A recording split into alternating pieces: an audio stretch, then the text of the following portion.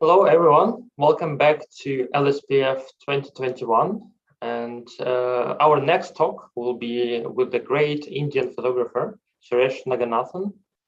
So, Suresh, very much looking forward to your talk. And thank you very much for agreeing to be part of LSPF this year. Over to you, Suresh. Yeah, thank you so much, Dmitry. Thank you, Mary, as well, for inviting me. I hope this talk will be fun. It was fun for me to kind of put it together. So over the next hour or so, I'll be talking a little bit about my street photography journey, like some key moments, and that's a little bit the first part. And the second part, I'm going to focus on showing you a little bit of the work that I've been doing in Mumbai. I'll share a little bit of the reasons why specifically Mumbai later on in the talk. But just maybe a little bit about me before we start looking at the pictures. So my name is Suresh. I was born and brought up in Switzerland, a calm place.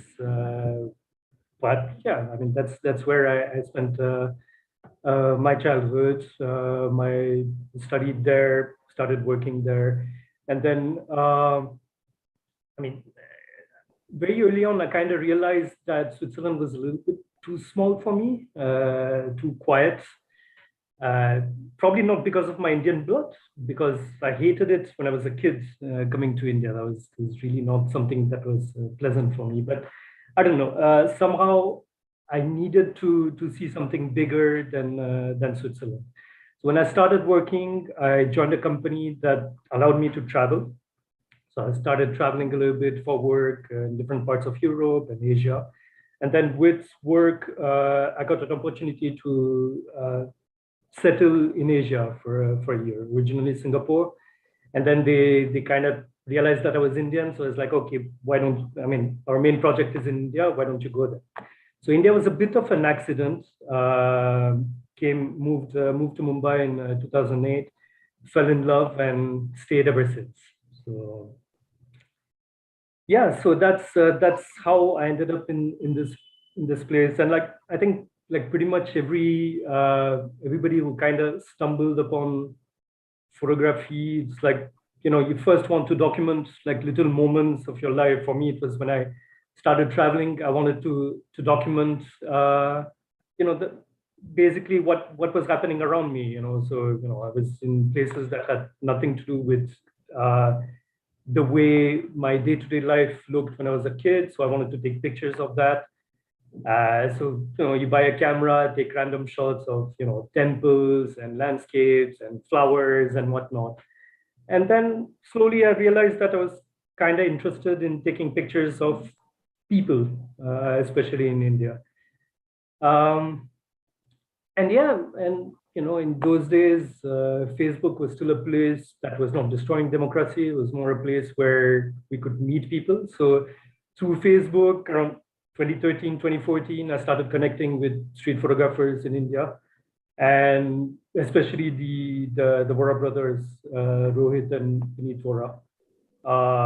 But owe them a depth of gratitude because I attended their first workshop in Bangkok in 2014, and that literally changed my life. I mean, photographically speaking, I all of a sudden I kind of realized that okay, this is it. This is what I've been looking for with my pictures. And yeah, so over the last 7 years, I've been taking pictures on the streets, different parts of the world. I'll share some of that in my slides.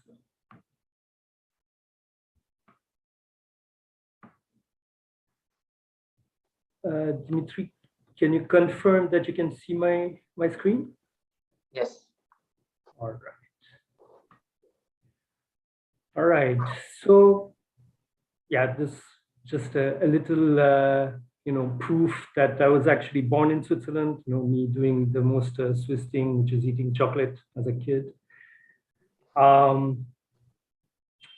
The first photo that actually really changed my outlook about candid photography. I was shown doing that workshop that I did with APF in 2014. And I realized, I mean, this shot, I kind of keep it with myself at all times.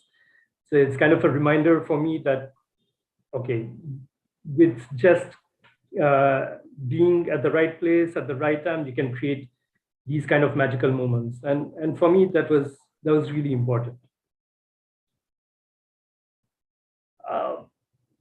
So right now, I'm just going to show you like a little bit of the first pictures that felt important to me. So obviously, you know, as we start photography, it's mostly errors. There are not that many pictures that work, but then once in a while, one in like every few thousand pictures, there are things that connect and that feel like, okay, there is something there. So I'm just going to show some of these first pictures that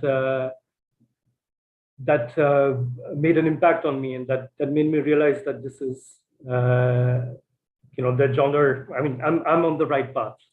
This was really the first picture I took in 2015. So the first workshop I did was in 2014. Then after that workshop, I tried for several months to get a shot that I was happy with. I mean, not a single one kind of worked, until one day I was at a mall, and all of a sudden the scene kind of clicked, and for me that was like, all right, finally there's something that connected and made me realize that, okay, I can also kind of take street photographs. Since then, you know, I've been shooting a little bit. I mean, these early days, 2014, 15, 16, I was not focused that much in photography. Work was taking a lot of time, but whenever I had a little bit of free time, I would walk around, you know, especially in my neighborhood. So this was shot like 5-10 minutes walk from my place. And I kind of realized through this photograph that one of the things that, you know, really attracts me are colors, and how they kind of interplay together. So the colors, the emotions, these are some of the things that really, I mean, early on, I realized that these were the things that attracted me. These strong colors that I feel India is really known for.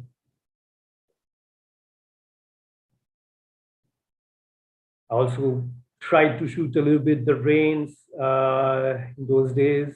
But obviously the Fuji cameras that I use tend to melt very quickly in the moment there are 2 drops of rain. So I was like, okay, I took a few shots, but I'll talk more about the rain later. Also, very early on in 2014-15, I realized that, okay, I love taking single pictures, I mean, single images, but I also like to kind of go back to the same place over and over again. So given that I didn't have that much time for photography because of work, there was only one place that I used to go very, very early on. So, and that's a little park, a little municipal park that's around 5-10 minutes walk from my place. I used to go there like, you know, a couple of times a week in the morning between 7:30 and 8:30. Just some of the shots I used to take there.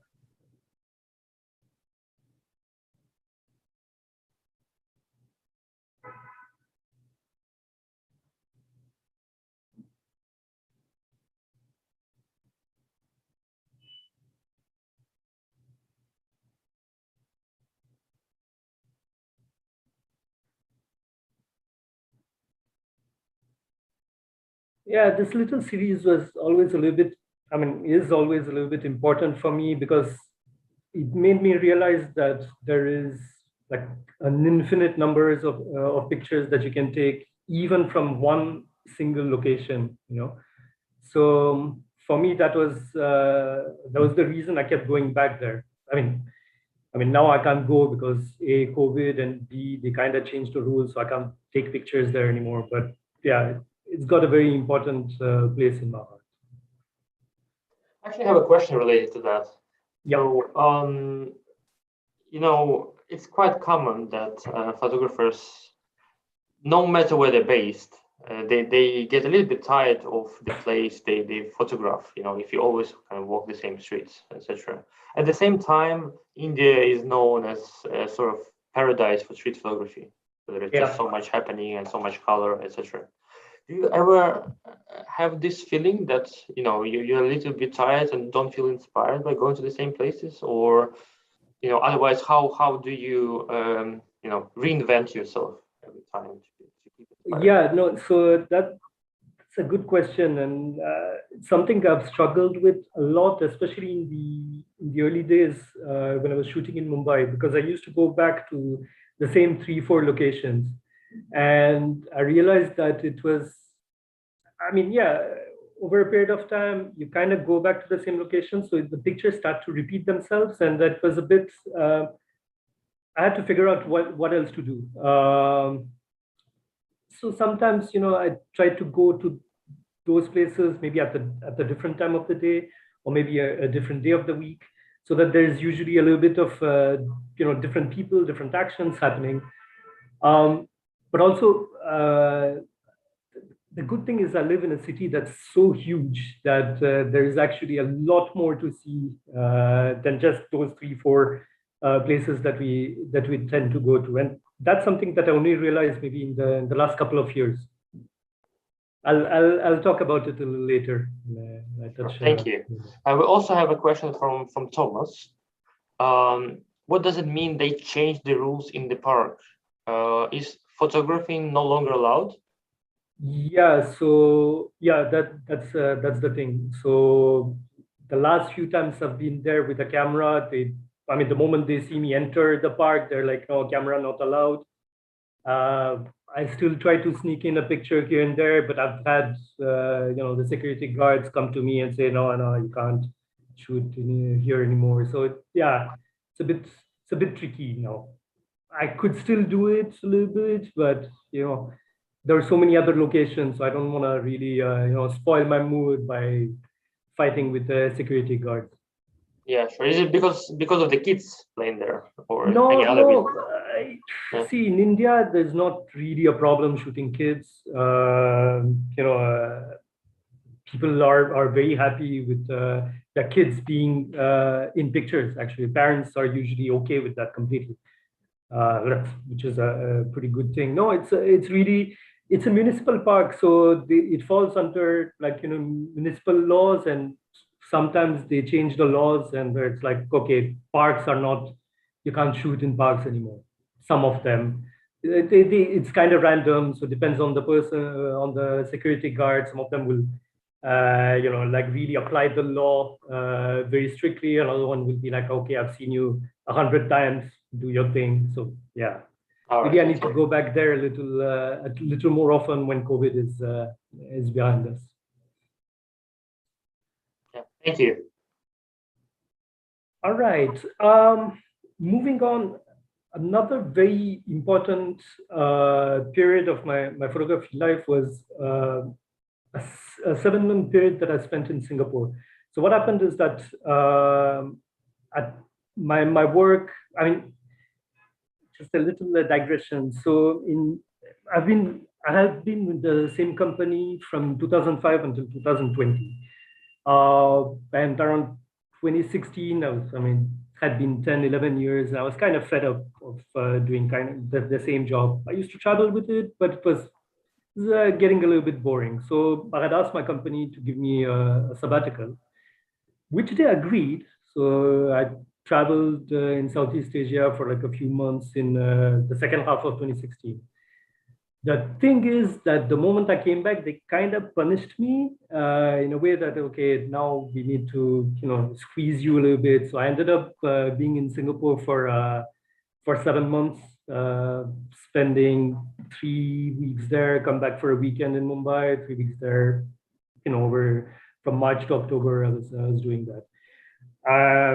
Work was crazy at that time, but also given the fact that I didn't have many friends, it was a period where I was really taking a lot of pictures. So, with any craft or art form, you need to practice a lot. And so Singapore was the period where I really spent like, I mean, pretty much every weekend I was there. I would shoot from Saturday morning to Saturday evening, Sunday morning to Sunday evening. If I had like a free morning between meetings, I would go and shoot. So it was really a time when I was thinking photographically much more. So just a little homage to this period.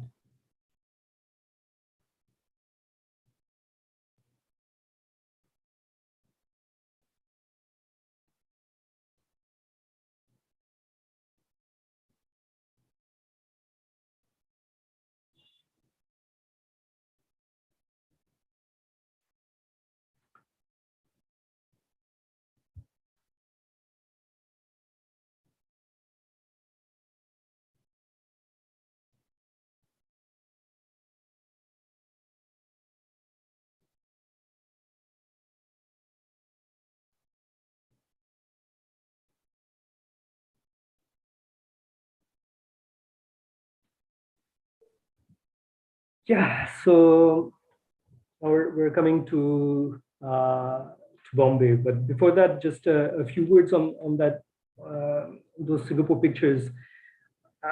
Looking at them now, you know, after a few years, I realized that I have a strong love-hate relationship with those shots. I enjoy them, you know, as single images, but I realized that one thing that I missed when I was taking them is to really give a sense of place in those pictures. So I mean, looking at them, I could claim that they are shot in any part of the world, and there's nothing really that kind of tells me it is Singapore. And that's something that really informed my photography moving forward. I really wanted to give a much stronger sense of place in my shots, and that's what I have been trying to do over the last 5 6 years now in my work in Mumbai, Bombay, Mumbai. Yeah, I realized that your photographs from Singapore look quite different from the rest of your photos. So I have a question related to that actually. So how do you think the environment that you're in impacts your photography? Does it change your approach as well? I mean, most of the times I don't really change my approach. I shoot pretty much the same way. There are some things that attract me, some things that don't attract me. I always found Singapore fairly easy to shoot because people are just in their own world. They do their own thing. So I was able to kind of go much closer than pictures I would take before that. So I mean, like whatever fears that we have as photographers, like okay, how are people going to react when you go close? That really evaporated when I was in Singapore. People were really okay with me taking pictures there. Um, I Most of the time I tend to be pretty much shooting pretty much the same way. Um, Except now in COVID time where obviously I can't go as close to people as I used to. But still, yeah, the thing that I felt was missing in the pictures in Singapore was like, okay, an essence of what Singapore is. And if I go back there, that's probably something I would like to work on a little. Thank you. So, okay, now I'm going to speak about Mumbai or Bombay. So this is the place that I've been calling home for the last 13 years. I've been shooting it for the last 6 7 years now. Um, there are two reasons why I wanted to like focus the bulk of my talk about Mumbai, and I'm going to share 5 different series that I've worked on here. I'm still working on.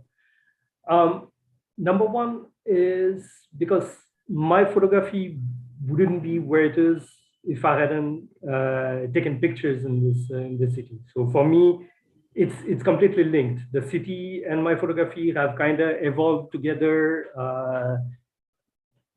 My approach to the city has been really shaped by photography. I mean, I remember when I was here the 2, 3 years, I couldn't even make sense of the city. It's so big from here to say the southern part of Mumbai, where all the touristic areas are. It's around 25, 27 kilometers. Um, for me to go to any place was like, I would take a cab or a train, but I couldn't make head or tail of, where is this place in relative to my home. And photography really helped me kind of explore the city. That's number one. The second reason why I wanted to really focus on Mumbai is because among the cities in India, I feel that it's the one that's got short change. If you ask any photographer who's from abroad who wants to come to India, or has come to India, they'll usually give Mumbai a miss. They'll be like, okay, no, I want to go to Kolkata, or I want to go to New Delhi, or Varanasi. If you're a bit adventurous, maybe you'll do like the South India part, like Chennai or a place like that. But Mumbai is usually the place where people are, yeah, no, there's nothing really of interest here. I don't really feel like coming to this place. And I don't really blame people, because it's not really a pretty city touristically, culturally. There are things happening, but at the same time, it's really gritty and messy and chaotic. But at the same time, for me, this city was it's a microcosm of India. You will get every culture of India. You'll find representatives here. Every food, every festival, religious festivals. In terms of urban landscapes, I mean, it's got the beach, it's got a national park, it's got, Buddhist caves, it's got a million different things. And for me, I wanted to kind of, through my work, show people that the city has a lot more to offer than what normally is shown, which is usually like the southern stretch. If you see any photographers who come to India, it will be like there's one fishing village they'll go to. There'll be the southern beaches and maybe the bazaars. And so I wanted to kind of show through these images that the city has much more to offer. So my first set is called The World Called Bombay. It's an ongoing series I'm working on, which is a bit of a mix between various urban landscapes and the people who interact in those landscapes. There's a pretty famous tree in South Mumbai, or my favorite tree, super resilient.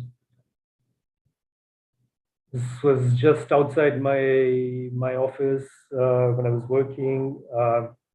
This is a city that keeps evolving, keeps changing super fast. I mean, this was taken in 2018. I went just a month ago. Doesn't look like that at all. And 20 years ago, this used to be all hills with leopards roaming around. So yeah, it's a crazy place that changes really fast. Near one train station.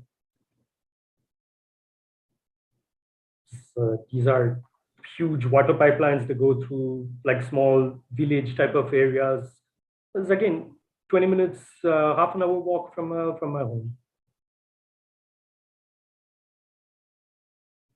Yesterday we had a talk by Taras Bichko, who was also talking about shooting in his hometown in Lviv in Ukraine, and he also mentioned that he had a similar thoughts about capturing the change, and particularly what was changing so fast, so it was disappearing, before your eyes almost. Yeah, so it looks like it resonates with you as well. Yeah, absolutely. Yeah. I think as photographers, that's kind of one of the superpowers that we have with our camera.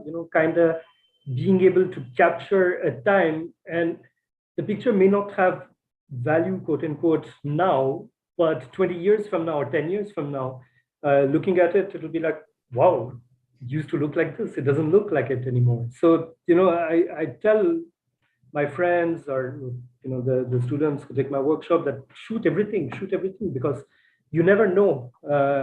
It might, really represent something in the future.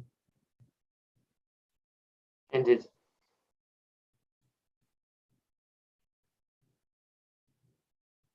Like this is a famous mosque by the sea in the southern part of Mumbai. It's like literally an island that you can reach by just like a bridge. And this in another 3-4 years is going to be completely different because they're building a coastal road, which is an ecological disaster. Same place.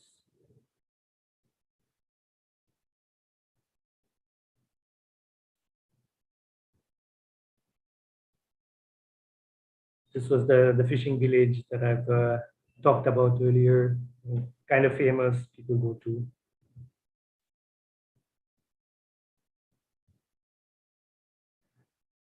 The next series that I'm going to show you are like a few images of the different religious festivals that happen here. So I grew up, Hindu. My household, my parents, we're all Hindus. So, I grew up with a lot of festivals happening every few months. You have one of our numerous gods that has his birthday or something. So we used to celebrate them at home, but that never prepared me to the way festivals are celebrated in Mumbai. I mean, some of them are these giant affairs that happen where you have like thousands of people going to the beach, bidding farewell to idols by throwing them in the sea, things like that. So here are just like a few festivals that I've shot over there. So this is a festival from my community. So I'm originally from South India, from Tamil Nadu. So in January we have a harvest festival, and this happens like on the streets. I mean, this is pre-COVID, obviously, where hundreds of women come together and they basically set up these pots and cook some rice. Yeah, for one morning of January, called the Durga Festival. This is my favorite festival. It's called Chhat Puja, celebrated by people from the northern part of India. Same during COVID time. This is the latest festival I've shot just a week ago. I mean, that's the thing. There are so many of them. I've been living for 13 years in Mumbai and actually never saw this festival. This is celebrated by fisher folks to kind of mark the end of the monsoon. So you have several series shot in Mumbai, or several that you're still working on. Are you planning to then somehow connect them into something bigger, like a bigger project about Mumbai? Yeah, so I'm still kind of, so eventually I'd like it to become a book of photographs of Mumbai. I'm right now not at all sure what's going to be the narrative of that. So I'm mostly taking pictures. I create these small series so that I have a little bit of pictures in different packets. But yes, the idea is to figure out a way to connect them through a narrative, which I haven't figured out yet.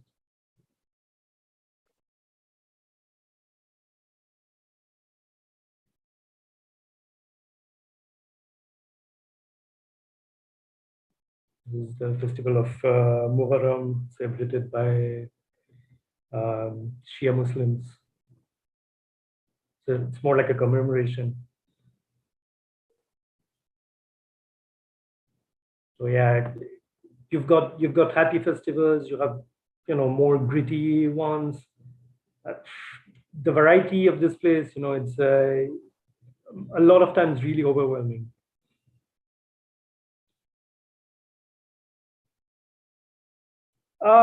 Yeah, my next series is more like a little playful one, just some pictures, like more street shots that I've taken in Mumbai or in Bombay over the years. So, just like some weird stuff that people do here. All obviously candid.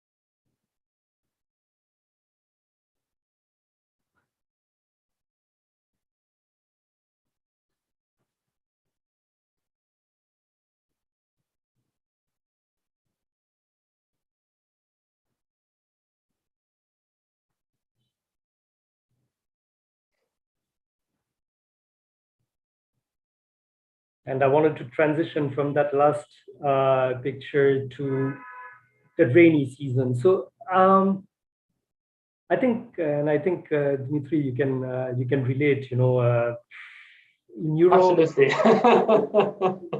in Europe, I think people, when they see the rain, it usually depresses them. It's I mean, I remember, like especially in Switzerland, it would be sunny throughout the week when I was studying, and then Friday would come and would start raining.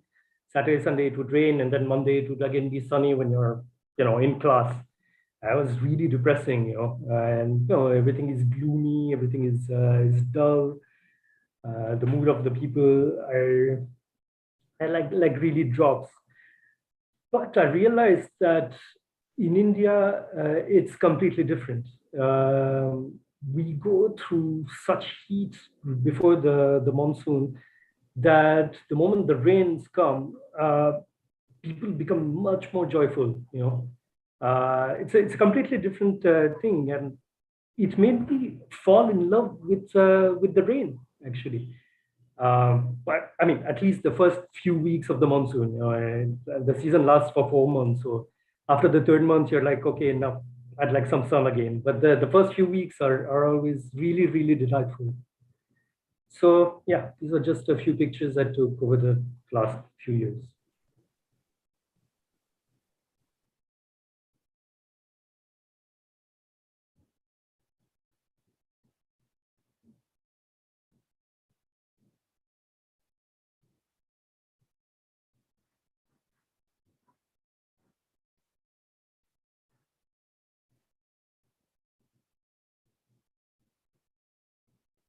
People don't mind getting wet. People don't mind, just walking around, doing their daily life.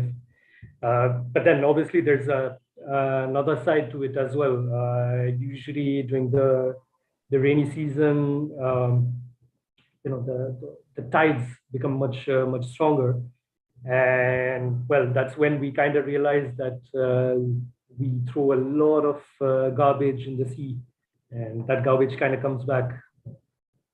Yeah, there's a flip side to that coin as well.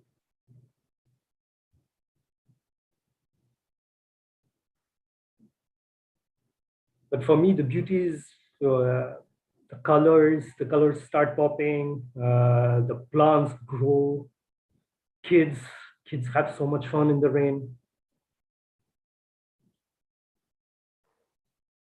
I have a couple of more questions coming from the audience, if you don't mind. Sure, absolutely. So one question is, when you see a scene, do you just take a picture and move on rather quickly, or do you usually stay and work the scene until you feel like you've done everything that was possible? Yeah, I try to work. I mean, if it's a scene that I mean, like that's kind of static, people kind of sitting around and doing their own thing, I'll work the scene as many pictures as possible. I don't, or as long as they don't kick me out, I'll be there. But then there are situations where, like these kids, for example, in this shot, they stayed 30 seconds, 20 seconds here. So I took 2, 3 shots and then they moved on. So it really depends. If the scene is fleeting, well, you try to get the best shot you can.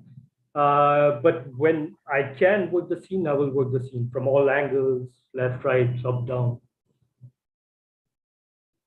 Thank you. Another question. Suresh, how much are you working on post-production of your pictures? You do scaling, cropping, adjusting white balance, etc. I try to do as little as possible. So, I mean, as you become more experienced, like the pictures I was taking in 2014 and 15, sometimes, you would crop like 30, 40% of the pictures because you just don't compose well. That's part of the game. But then as you shoot more, as you have more experience, I've started, and I use only one camera, one lens, so I know exactly how the picture is going to look depending on where I position myself. So cropping is very minimal, maybe just like a little bit here and there if there's like really some distractions. Post processing again, not too much.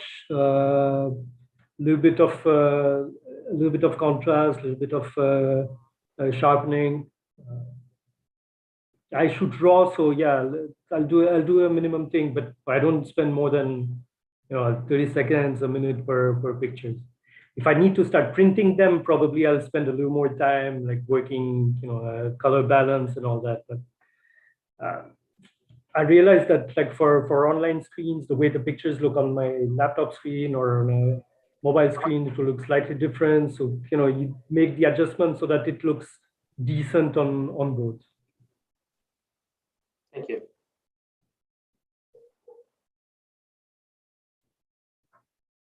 I think this is my last set. Yeah, just one. I mean, what I've realized as I've been walking on the streets of Bombay is that, I mean, I used to be a very shy person before photography came into my life. Okay, I used to travel, I used to meet people, but it was always a little bit against my nature to go approach people and talk to them. I usually had to fight with myself to do that. But photography really changed that, because here you have a shield, but that's also kind of a bridge to people. When people see you with a camera, especially in a country like India, they tend to be curious. I mean, like, what are you doing here? And although I look Indian face-wise, my demeanor, my attitude usually is like, they can't, I mean, they make out that I'm not really from India. So it usually opens a bit the doors when I'm on the streets. And I use that to my advantage. My Hindi is quite broken. I'll be taking pictures, but at the same time, I'll tell them that, yeah, I'm from Switzerland or I'm from South India. Just found you interesting, so end up having discussions and things like that. So yeah, so these are just some shots of people in urban settings, having interactions with their surroundings, with each other, with animals, urban animals, dogs, birds. They're huge here. So yeah, hope you enjoyed these shots.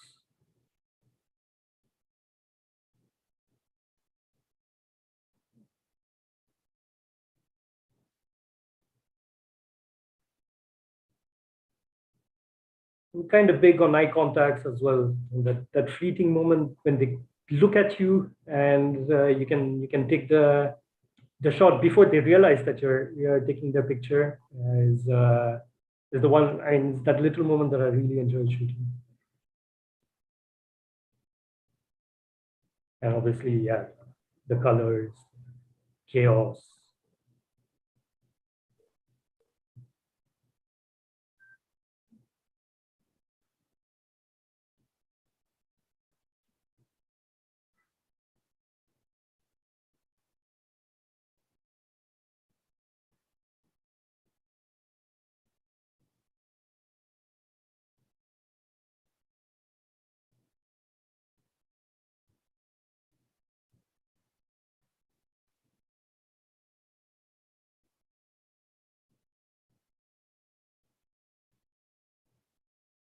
yeah, the type of animals we have here, it's quite wild animals that we have here is always lovely. And what I enjoy is that people really interact with these animals. This woman, for example, comes, I think, every day just to feed the crows.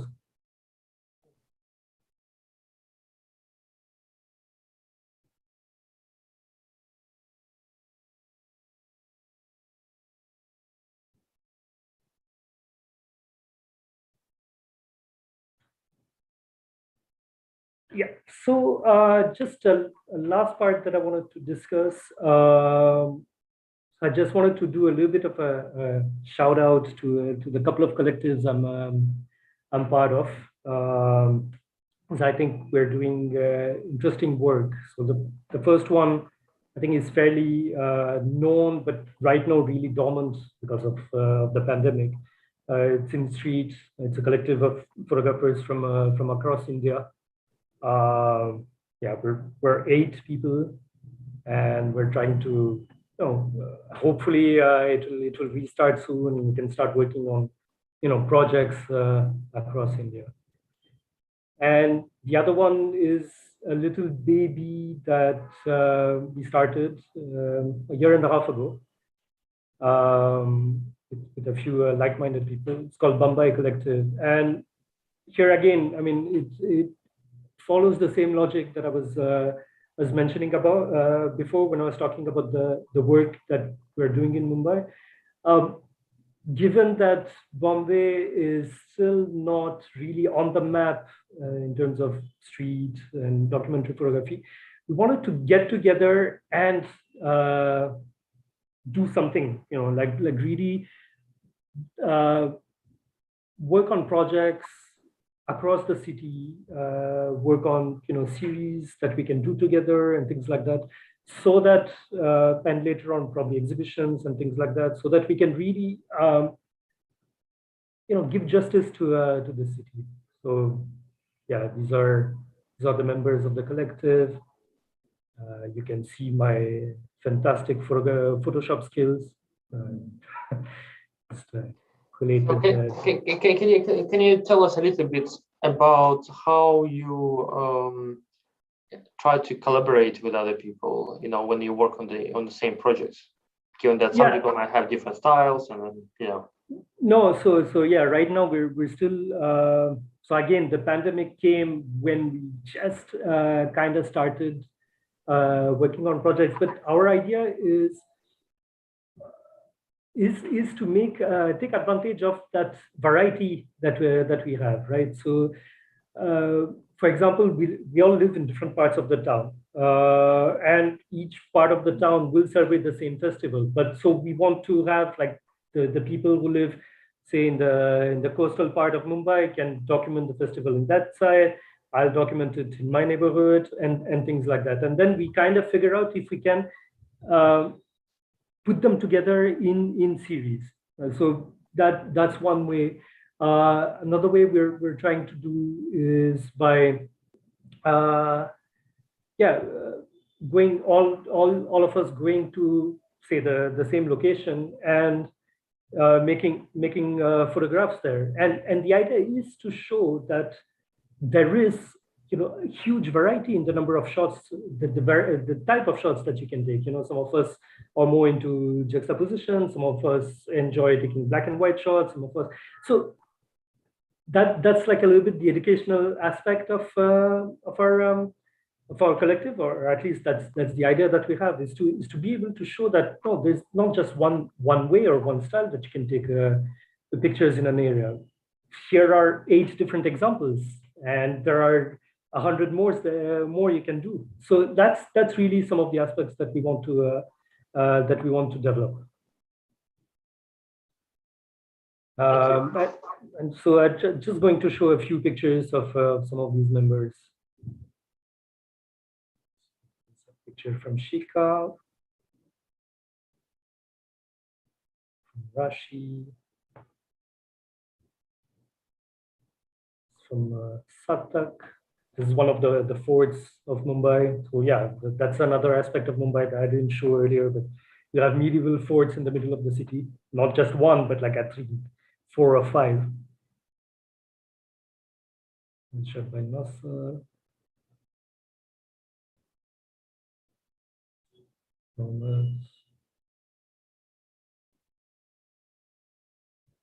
And Vishal. That's all for my presentation. Thank you very much. Amazing pictures and a very interesting series as well. We have a couple more questions, and some of them are actually related. So I'll try to perhaps combine them into one.